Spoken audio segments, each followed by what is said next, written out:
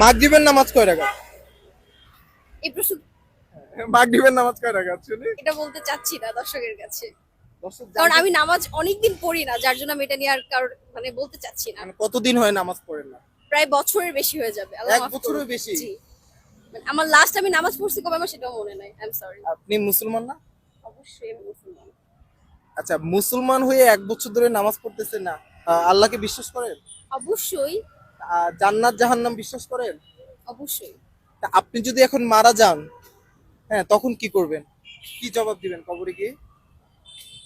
জবাব দেওয়ার মধ্যে কিছু থাকবে না, তবে আল্লাহ মাফ করবে এটা ভরসা নিয়েই আল্লাহ হয়তো বা। মাফ করবে? জি। কিভাবে মাফ করবে? আপনি তো নামাজই পড়েন না। নামাজই তো নামাজ পড়ি না বিষয়টা এমন না, পড়েছি বাট রিসেন্টলি পড়া হয় না, লাস্ট কবে নামাজ পড়ছি এটা মনে নেই, এর জন্য। ও মাই গড, আমি আমার আমার শরীর কাঁপতেছে আপনার কথা শুনে।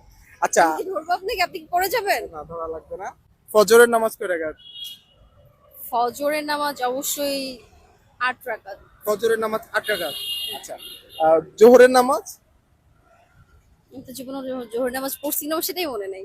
জীবনে কখনো পড়ছেন কিনা মনে নেই। আচ্ছা, আসরের নামাজ কয় রাকাত? 8 রাকাত। 8 রাকাত। এশারের নামাজ? 14 রাকাত বা 12 রাকাত। 14 রাকাত বা 12 রাকাত। জি। আমাদের বাংলাদেশের সুপারস্টার কে যেন? অবশ্যই শাকিব খান।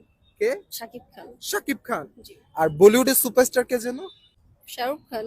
শাহরুখ খান। ও গাইস, আপু ডালিউডের খবর রাখে। ডালিউডের সুপারস্টার শাকিব খান, বলিউডের সুপারস্টার শাহরুখ খান। বাট আফসোসের বিষয় হচ্ছে মানে নামাজ কয় ওয়াক্ত, কোন ওয়াক্ত নামাজ কয় রাকাত সেটা আপু জানে না। এটা সত্যি অনেক বেশি দুঃখের বিষয়।